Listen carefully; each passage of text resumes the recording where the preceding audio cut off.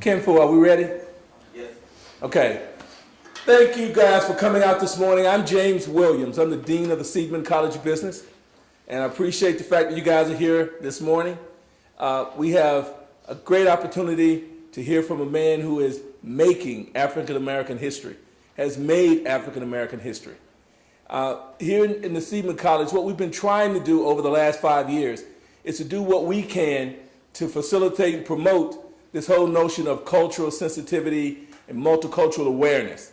And we've been doing a number of things throughout the college over the last 5 years, one of which is to make sure that during Black History Month, we have a representative to come and share with our students, to share with the community his or her perspective on what's happening with African American history and Black History Month.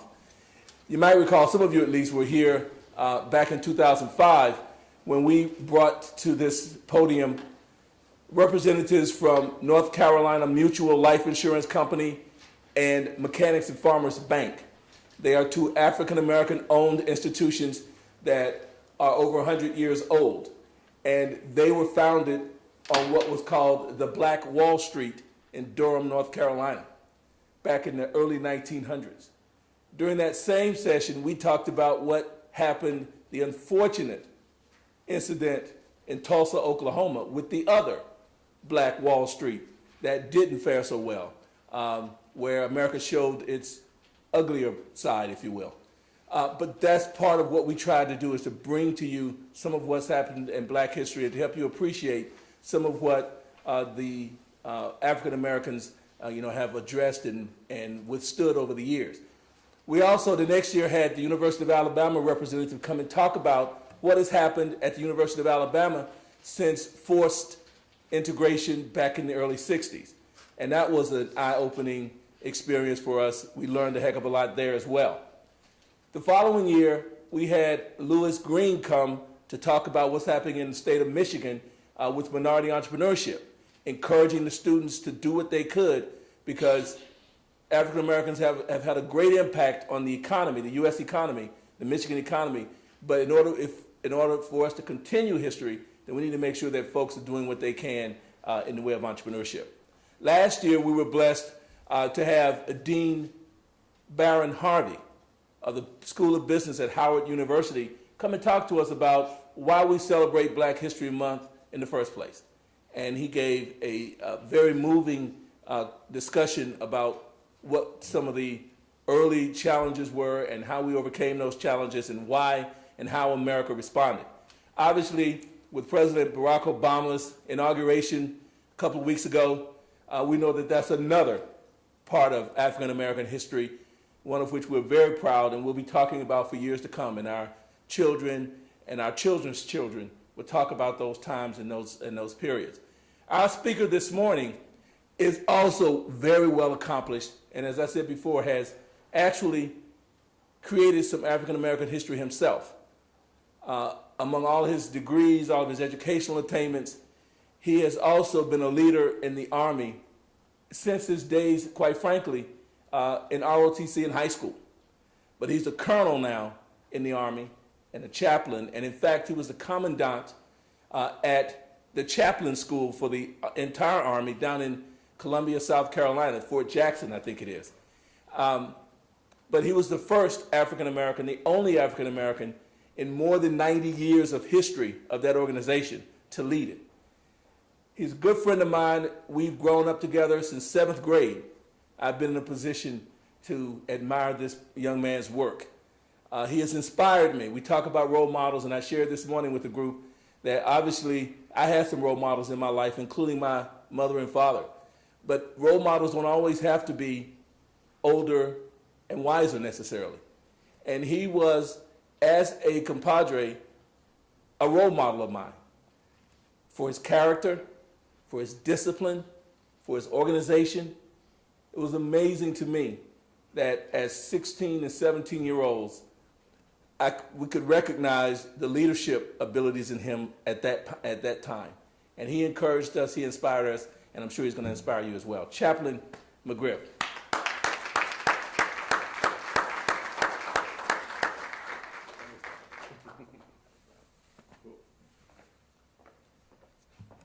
Well, good morning. It's really an honor and a pleasure to be here, to Dean Williams and to certainly the faculty and staff of the Seidman College of Business, and to the entire Grand Valley State University administration, especially to the students who come each day and give yourselves to the task of improving not only yourselves, but improving our nation. I want to first salute you and thank you for who you are and for who you represent, the families that you represent, and for the dreams that you are realizing now and that you will realize in the future. Thank you so much for coming this morning. I know this is probably a class, so you had to be here. But thanks for your attention. I'm really happy to be here to take part in the Grand Valley State University's African American History Recognition Celebration for this year. There's some trepidation, as Dr. Williams mentioned, names of great prominence, men and persons across the nation who have made huge impacts, and now I come to follow them. But we're thankful, nonetheless, to be here. As the nation celebrates, and as GSVU celebrates African American History Month, I'm pleased. I'm very proud to stand before you as an American of African descent. As such, I am a product of a remarkable heritage and a rich culture. Africa is an exotic, an expansive continent full and flush with history, natural resources, and genuinely believed to be the very cradle of human existence. And to think that I stand here today before you in this prominent university as a descendant of such royal legacy is truly beyond description. I'm equally honored to be among you while wearing the uniform of the Army of the United States of America. Today, less than 1% of the population of America is responsible for the defense of our great nation. That means, my friends, that over 300 million people in this land rely on less than 3 million people for safety and security. Never have so many been indebted to so few for so much. Finally, I am proud, most proud, to stand before you as a U.S. Army chaplain. You know, the motto of the Army chaplaincy is Pro Deo et Patria, for God and country. It is an honor and a privilege to serve my country while at the same time professing and proclaiming my God. This class, the title was supposed to be is Diversity in the Workplace. And the workplace that I represent is, perhaps to some of you, a bit unorthodox. It has and has had for me multiple settings across the years, from the corridors of the Pentagon to the coral reef of a tiny island in the Pacific Ocean called Johnston Atoll, from the jungles of Panama to the sands of Kuwait, from the bustling city street of Seoul, Korea, to chilly nights in the Mojave Desert, where I am about to go in a few days, at Fort Irving, California, from long, hot summer days in the motor pool at Fort Riley, Kansas, to impromptu pool pits erected and set up on the hood of my Humvee in Bosnia, or in a warehouse in Japan, or in a cafeteria in Saudi Arabia. But in every location that I have gone and had the pleasure of serving, my mission has been the same: to bring soldiers to God, to bring God to soldiers. Now, these things were done, I believe, with some degree of effectiveness with me, for me, while operating in the most diverse environment that you can imagine. In fact, I'm convinced that it was and is the diversity of our Army, and actually of our society, that is our greatest asset and our strength. Even as I view this audience this morning, there's a grand and wonderful mixture of people and cultures. In this case, in my my heritage as an Army chaplain has been a grand one.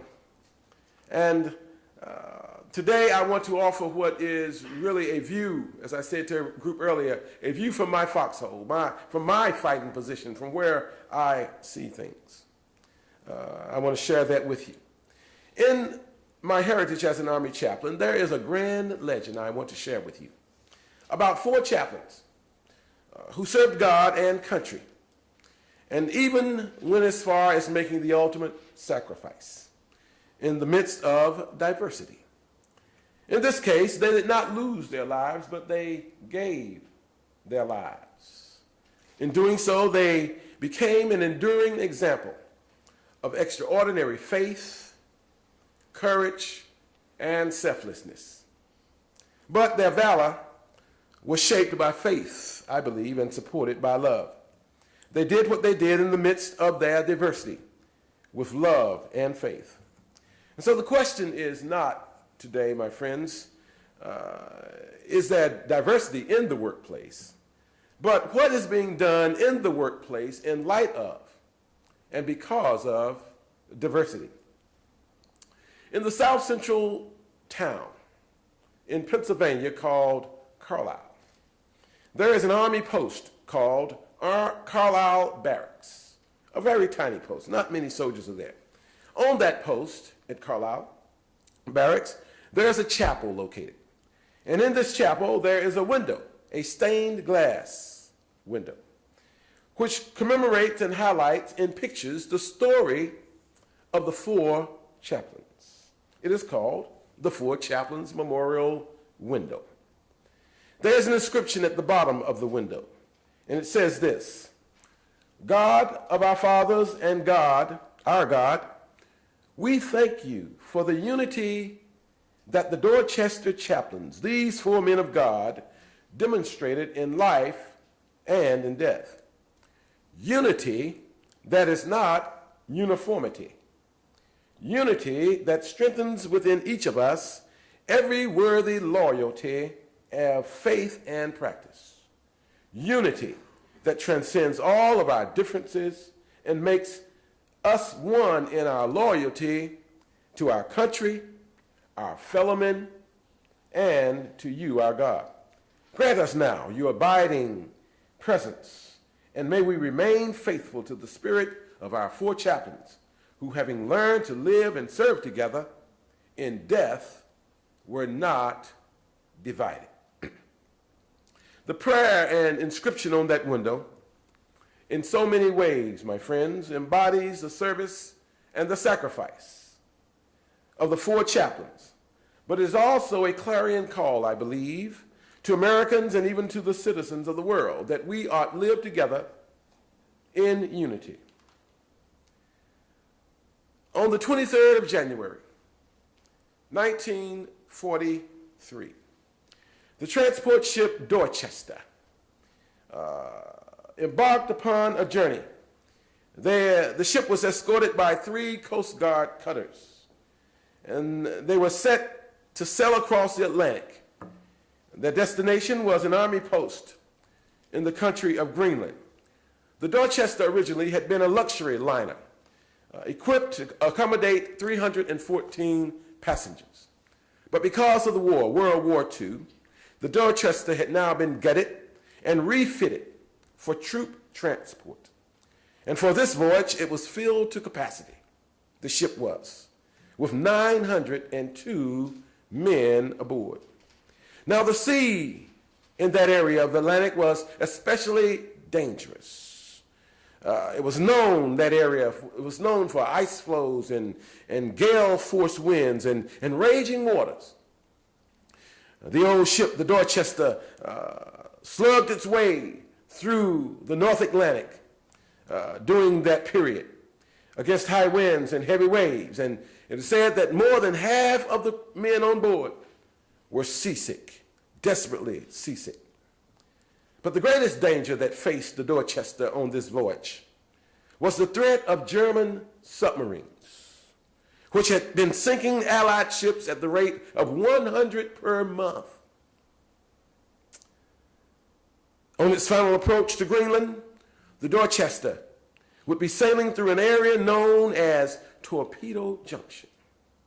It was in this area of the sea where so many ships had been attacked and gone down. And so on the 2nd of February, 1943, the Dorchester, with its 902 men on board, was within 150 miles of the coast of Greenland, of its destination. It was at this point that one of the Coast Guard cutters escorting the Dorchester discovered on the sonar what seemed to be, beneath the waters, a Nazi submarine. The captain of the Dorchester knew that if he could make it through the waters that night, for the night, that air cover would arrive early the next morning and escort the ship to safety. But shortly after midnight, the Nazi submarine spotted the Dorchester and fired, striking mid-range. The torpedo tore through the engine room. Steam lines burst, fuel tanks exploded. Water poured into the hull, and within 30 seconds, 100 men were dead. All the power was lost, and men groped through the darkness trying to find their way out of the ship. Amidst this terror, amidst this confusion, amidst this horrible scene stood 4 pillars of strength, 4 chaplains. Chaplains Fox, a Protestant Christian minister. Chaplain Good, a Jewish rabbi. Chaplain Poling, another Protestant Christian Reformed preacher. And Father Washington, Chaplain Washington, a Catholic priest. They stood working their way through the ship, helping the men frightened to comfort the wounded and guide those who were disoriented. When the troops reached the upper deck, the chaplains were there. Fox, Good, Poling, and Washington were there to hand out the life jackets as the men made their way into the lifeboats. And as fate would have it, the life jackets gave out. Too many men, too few life jackets.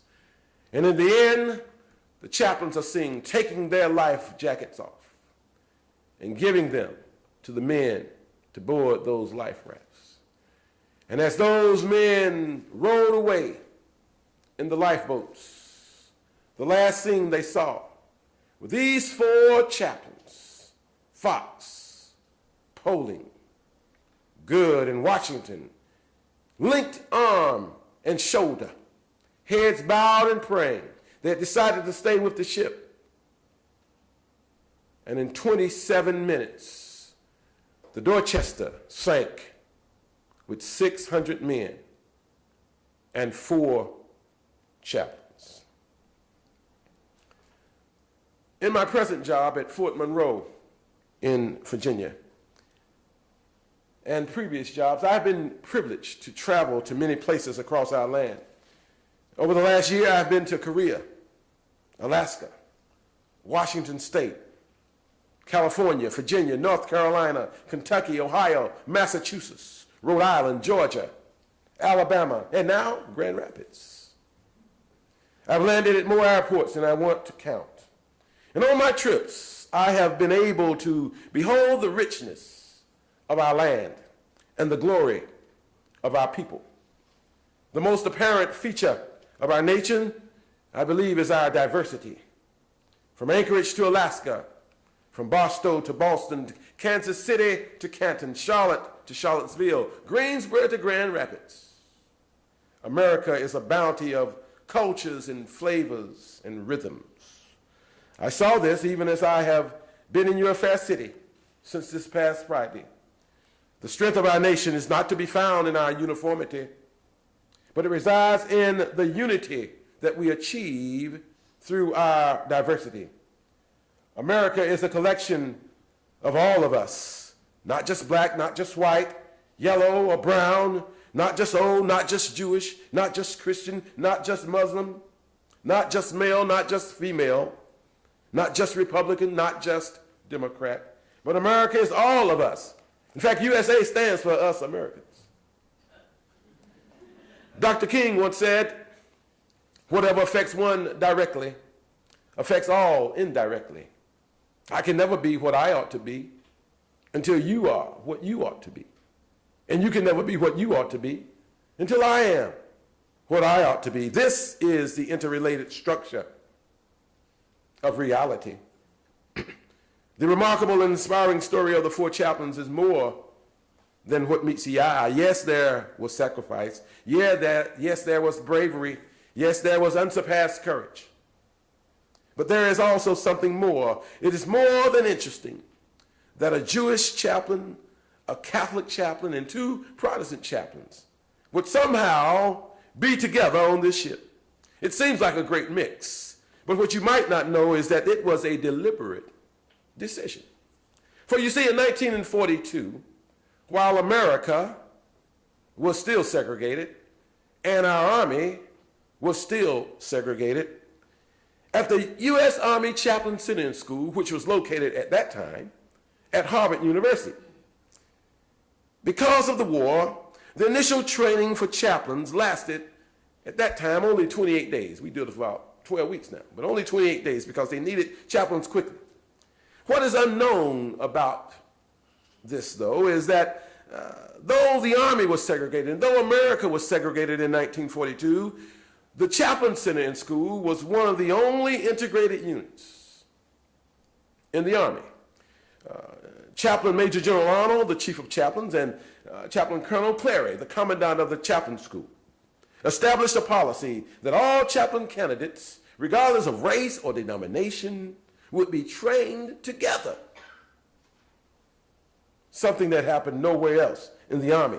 This was 6 years before the decision by President Truman to integrate the Army. There were 247 black Army chaplains who served during World War II. But in this case, all the students at the Chaplain Center School at that era were billeted in dorms with 4 bunks and assigned bunk mates according to the formula: 2 Protestants, 1 Jewish, and 1 Catholic. The same configuration that was on the Dorchester on the night of February 3rd. The chaplaincy, of which I am a proud member, was ahead of its time regarding diversity, and the event on the Dorchester proves the worth of that policy and that concept. We see in that event on the 3rd of February 4 men of different faith backgrounds coming together in uncommon valor to serve the greater need of mankind. It was not so much that they gave up their life jackets, but it was that the fact that they collectively decided from their own perspectives and life experiences that there was something worth living for and something worth dying for. They discovered, I believe, on that night that there was something greater than their own opinions. They found out on that night that their collective ministry better addressed the collective good of their men. On 3 February 1943, the 4 chaplains came face to face with the interrelated structure of reality. On that night, color did not matter. On that night, denomination did not matter. On that night, they came to see that strength was in unity. On that night, the 4 chaplains came to understand that solutions are best found not in the private place, but in the public space. And so in 2009, 66 years later from that event, the same remains true. It still takes all of us, my friends, not just some of us. America cannot afford to leave anybody out. That is the true message of the 4 chaplains. Whatever the issue or the situation, it works best when we are all involved. I can never be what I ought to be until you are what you ought to be, and you can never be what you ought to be until I am what I ought to be. We are invested in one another. The 4 chaplains showed us that through their uncommon valor there in 1942, what they did is now paying dividends for us today. Dr. Williams mentioned that I served at the U.S. Army Chaplain Center and School. First African American in 90 years, yes. But the connection is there. For in 1942, in essential, the seed was planted in sorts. As these four chaplains, as the decision of the commandant then, and the chief of chaplains then, would really lay groundwork for me becoming commandant of that place in 2006. When the Dorchester sank in 1943, my father was a 20-year-old Army private stationed somewhere in France. He was a part of a segregated army, had no idea that he would soon marry and have children, and one of them would, many years later, be the commandant of the U.S. Army Chaplain Center and School. But the event of February 3rd, 1942 is very much related to my standing here on this platform today. And for your dean being the dean of this school, and even for President Obama and others. And it is spoken to the strength of diversity, not uniformity, but diversity and unity within that diversity.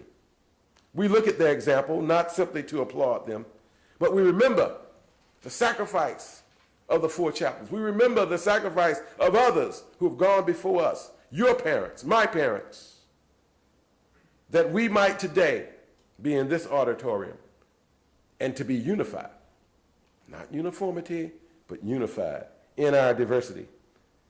The waters we travel today, my friends, remain as they were for the four chaplains and those 902 men aboard the Dorchester. The waters remain dangerous. There are waves and there are gale force winds in our economy and across our nation. And we too must put aside our need for sameness, that we might embrace the power of diversity. For each of you and each of us has much to offer. Dangers ahead, but we can survive. For truly, this is the interrelated structure of reality. God bless you real good and keep you. I'll take any questions that you might have now.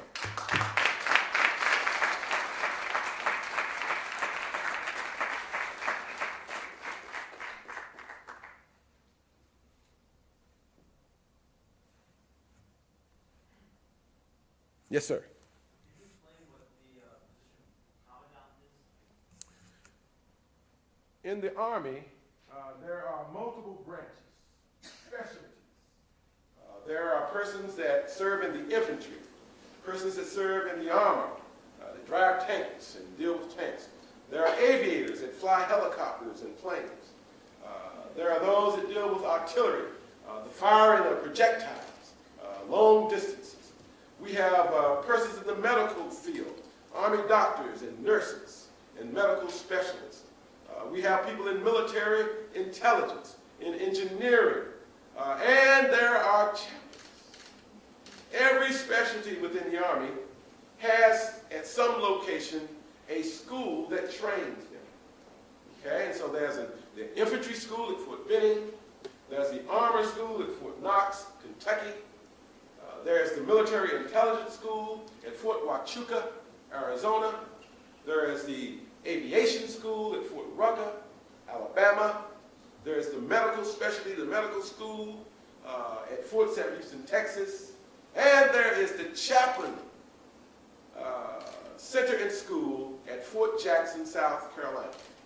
Every school has, sort of like a college, a president or a chancellor.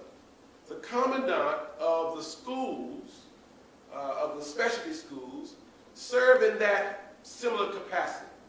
The Chaplain Center School is housed in a 54,000 square foot facility at Fort Jackson. It has a staff and faculty 105 persons. It has a budget of somewhere a little under $5 million.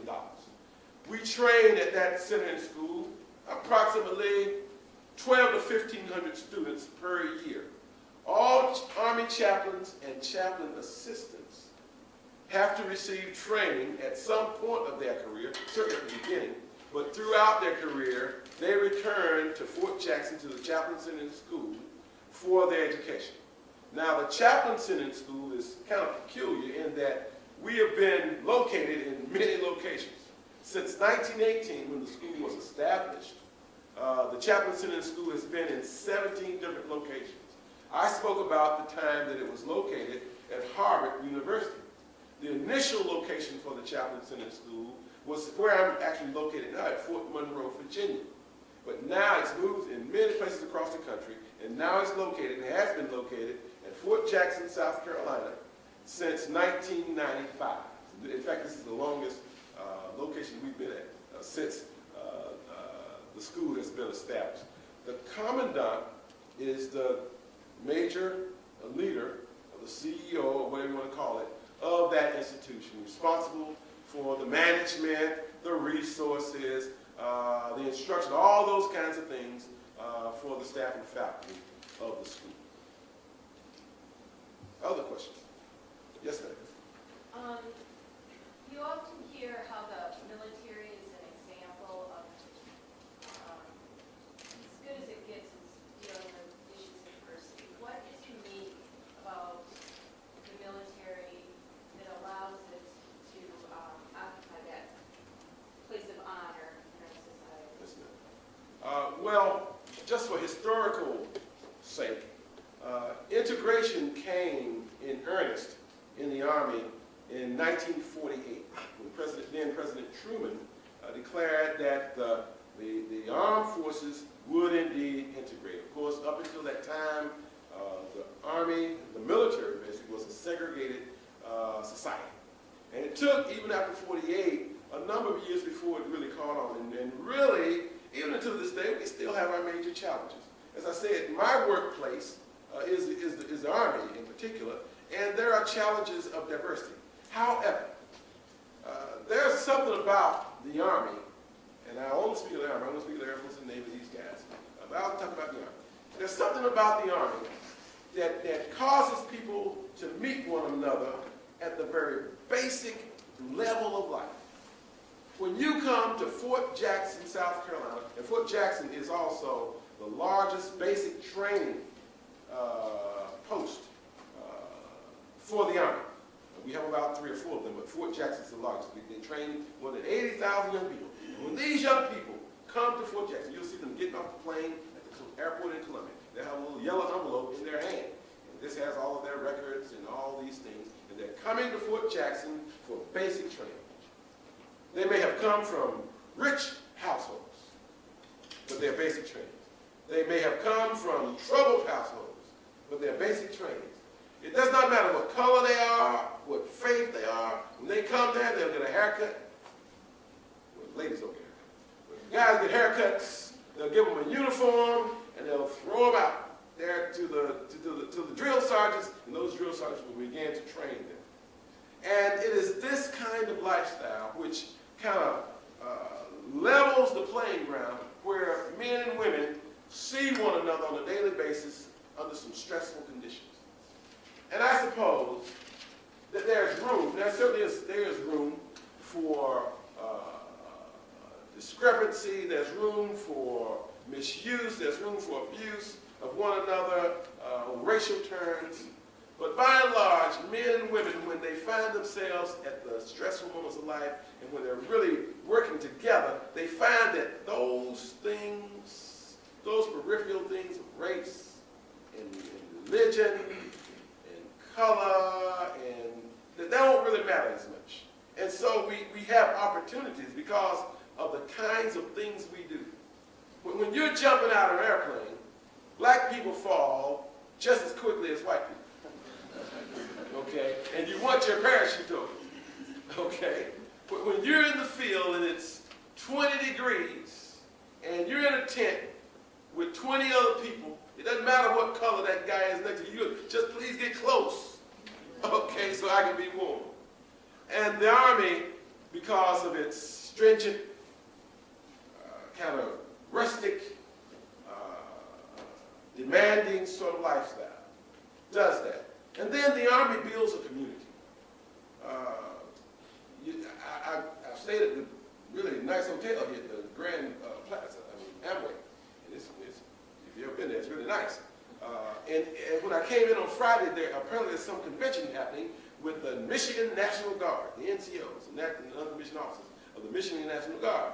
And I had no idea I'd see any military people when I came to Grand Rapids. I didn't know there was anything up here. But when I saw them, I felt an immediate kinship. And as I walked down the hall, I saw one and said, "Oh!" And he knew exactly what I meant. And so there's a connection. There's a family that happens with people who wear this uniform. And we certainly have our problems regarding diversity. But I think we do have a good model of how we can better do it. Because it's a thing where everybody from all sorts of backgrounds are thrown together. And as an Army chaplain, we talk about diversity generally based on color. But as an Army chaplain, imagine, okay, as the 4 chaplains were of different faith groups.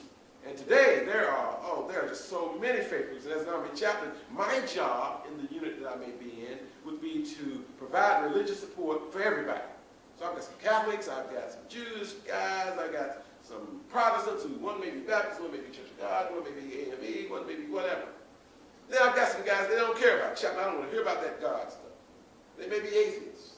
We may have some Buddhists, okay? We may have all kinds of things. We have some Wiccans.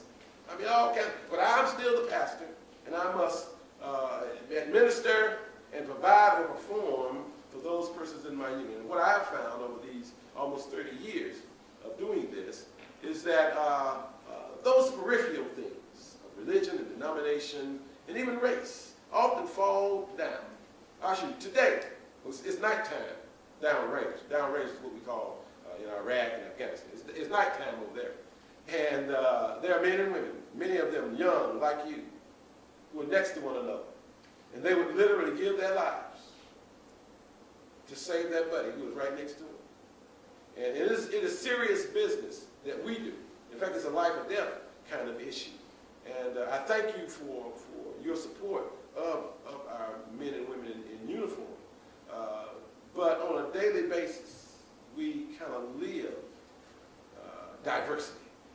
And sometimes most of the time we do very well at it. Sometimes we don't. And when we don't do well at it, we address it. And so pray for us.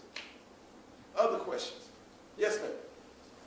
You've referenced diversity on several levels in your address this morning, and you haven't mentioned sexual orientation. And it seems as though the military is poised to become more openly inclusive under President Barack Obama.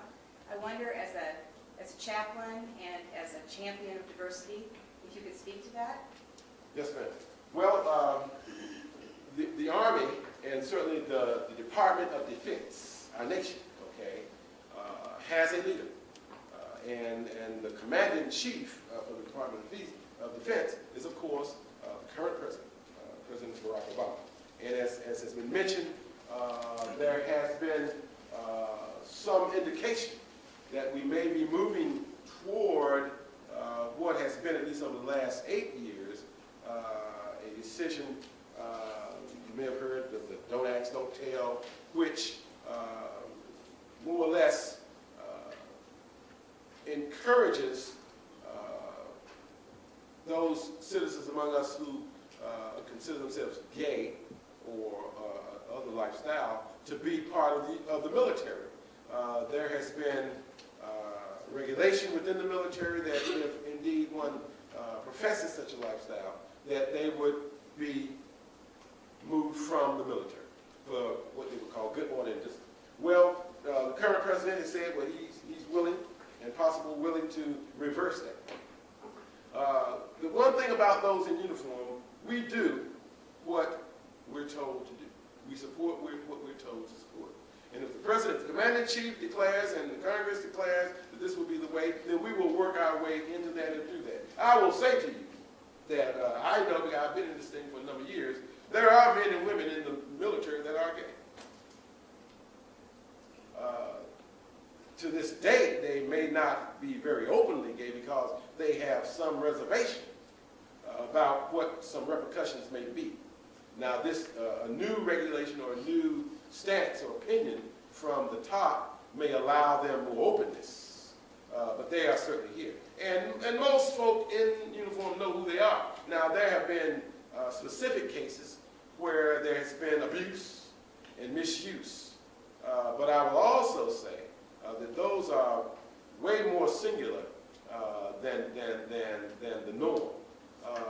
Men and women in uniform who adhere to a lifestyle which would say they're gay are generally, assimilated into the unit. Persons within an organization know this, because the thing about the Army is we're very close. Everybody knows. We know. But we go on and we do our duty. And we find that men and women, regardless of who they are, where they come from, what they profess, they still do their duty. And there are men and women right now today in Iraq who are ready to even make this ultimate sacrifice, and have made the ultimate sacrifice, who have professed a lifestyle that may not be what we would call the norm, okay? But they serve with distinction and honor. And so I will certainly, as long as I'm in, I will honor the service of men and women who wear this. Their lifestyle is a personal choice, and my duty is to God and country. Are there other questions? Yes, sir. Kind of a two-part question. You had mentioned in the barracks they were set up with two Protestants, Jewish and Catholic faith. Is there a type of significance for that setup? And the other part was you kind of mentioned the training now was 20-odd weeks. Are they separated into different beliefs, or does everyone from different religions all train together? Well, let me go from the back forward. Yes, everybody's trained. Religious denomination has no particular significance in the training. Okay, and the Chaplain Basic course. There are various stages that chaplains go back to the Chaplain Center School for training. The first and initial thing is what's called Chaplain Basic Officer Leadership Course, CHABOLIC we call it. And it is a 12-week course, okay? And they come and they go through various things. The first month is usually the physical stuff, where it's almost like basic training, where they throw these young men and women out there and they run and they climb and they crawl and all this without weapons. I need to say that, qualify that. Chaplains do not carry weapons. Okay, so we don't get any kind of weapons training. Our chaplains assist us. Okay, so we kind of hang with them. It's very important. It's very important for them to fire experts and know what they're doing, because chaplains carry no weapons. But we trained for 12 weeks. The incident that happened in World War II was significant because the speed and the requirement of World War II was so great that they needed chaplains. We needed all branches, but they needed chaplains especially, real quick. And so they condensed the training, which was much longer, down to just 1 month, 28 days. And the significance, I think, that the Chief of Chaplains, Arnold, and the Commandant at that time decided, because during that period, back in 1942, there were really only 3 major groups that were represented in the Army chaplains. That was Jewish, Catholic, and Protestant. Okay. And so these men, on their own cognition, decided, look, we're not going to, and plus, and there were African Americans, we're not going to do this segregation thing. We need ministers and chaplains to serve everybody. So, at least for training. So they brought them all in. They didn't have the wherewithal or the space to train the black guys over here and the Jewish guys over here. So they brought them all together. That has really continued to live its way out, and naturally so, in our current day Chaplain Center School, where we still have Catholic and Jewish, Protestant. We now have Muslim chaplains. We've got the insignia ready for Buddhist chaplains. We haven't had a Buddhist chaplain to come matriculate, come on active duty yet. I had a Buddhist student when I was there, and I think he is still doing his civilian academic training. But we've already got the insignia for him to wear. These crosses mean that I am a Protestant chaplain. The Jewish chaplains wear tablets, the Buddhist chaplains, the crescent moons, and again, Buddhist chaplains wear the wheel. But so the training is longer, 12 weeks long for the Chaplain Basic course. Guys are housed and matched, not based on faith group, not based on color.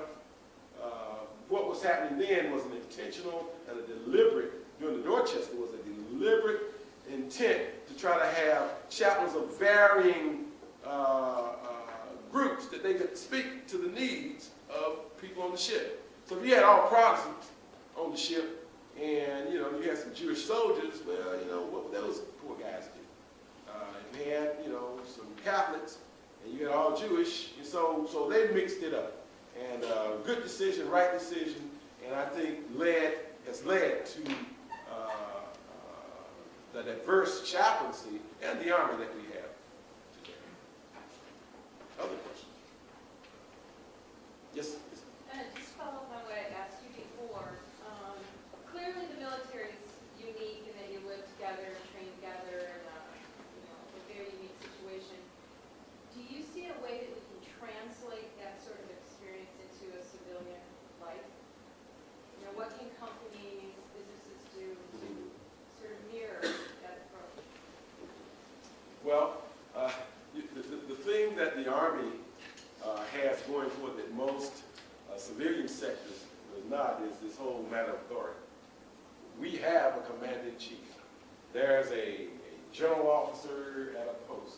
There's a brigade commander, a battalion commander who says it's going to be like this. And live here and this type thing. Our society, it's a little wider and broader than what we find the environment for the Army. And so, but I believe the attitude that color really doesn't matter, that religious preference really doesn't matter, that sexual orientation, yeah, but it really doesn't matter. What matters is that we get the work done. You guys in the School of Business, you're probably going to be great professionals and in eclectic sorts of communities where you work and thrive. And I hope that if you see a guy that looks like me, that it really wouldn't matter. What can you do? You're doing it. You're doing it right here. You're doing it. America's doing it. I mean, we have an African president. That's pretty cool. We have females that are in prime and prominent positions. That's good. We have persons of varying sexual orientations doing various things. That's good. You're doing it. You are living in a generation that's far different than it was when Dr. Williams and I sat in similar seats 35 years ago. So you're doing it. I have a daughter that looks like you guys. And she'll be calling soon, I know. I know her mom. Sometime today. She's a junior down at a school in Florida. And it doesn't really matter to her, what somebody looks like or whatever, And so you're doing it. We're moving there. We haven't moved as quickly as we should have. But the segregation of 1942, when my dad was a private in an engineer unit, that's moved farther away now. And I have grown, and now I have kids, and my oldest son has a son. And it's moving. So we're moving there. We're getting there. And I'm inspired by what I see in Grand Valley State and in Grand Rapids.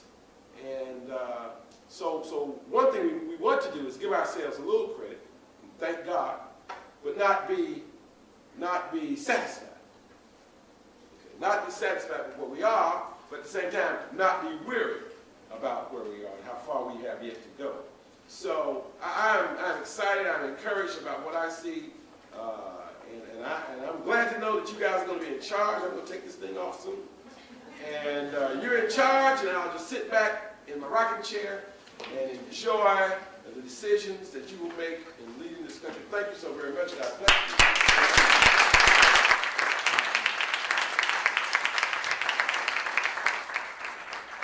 And again, we'd like to thank you guys for coming out this morning. I presume that it's time for you guys to move to your next class. So again, thank you very much, and you're welcome to come back if you don't have a class at 11. You're welcome to come back, and if you didn't get the question asked this time, you'll have another opportunity. And let's thank Chaplain McGriff one more time, please. Thank you.